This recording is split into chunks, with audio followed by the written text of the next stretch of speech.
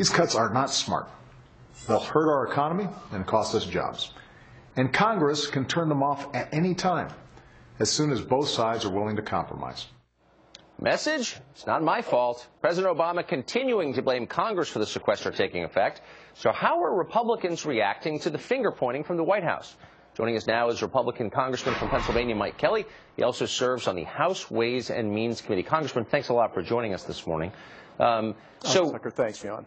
In his reporting on this, the back and forth over the budget, Bob Woodward makes the point that raising taxes again was not in the cards. That is not something the White House and Republicans had agreed to. Is that your understanding?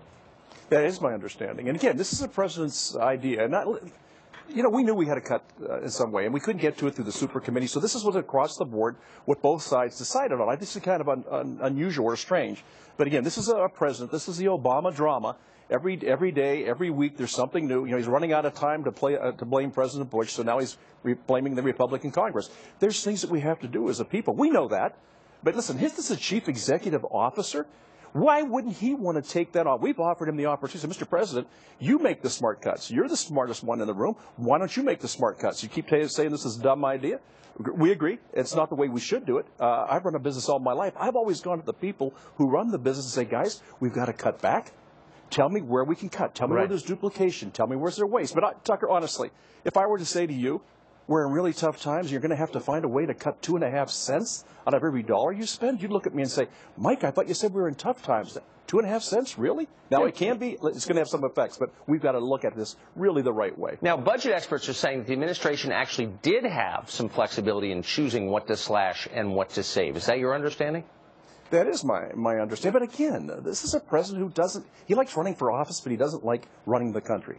He likes running around blaming people. He likes running around starting something up here and starting something up there and getting people wrapped around the axle about things they don't have to get excited about. We can handle this in a thoughtful way, but it takes a thoughtful president who's thinking about what's best for the country and for everybody and not just campaigning all the time that's going to get it done. Listen, he got his tax hikes on January 1st. He got what he wanted. He got his revenue. Now it's time to move on. Let's start running the country, Mr. President. Well, speaking of, the Washington Post has reported this morning that the White House political team basically began running the midterm election campaign, the congressional campaign, trying to take back the House, the second the president was reelected. They started focusing on 2014. Is that what this is really about, do you think? Well, I think so. I mean, you could look at a bookend president here where the first 2 years, his complete agenda went through without any opposition. The last 2 years, we were able to slow him down. These next 2 years, he's going to be working to flip the House so that the last 2 years of his presidency, he can get anything done that he wants to. Now, we're looking at some major tax reform because we really believe in Ways and Means, in Chairman Camp, that we can grow this economy.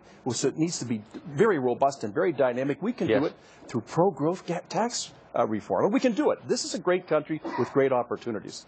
Congressman, thanks so much for joining us. Congressman Mike Kelly of Pennsylvania on Ways and Means. Thanks.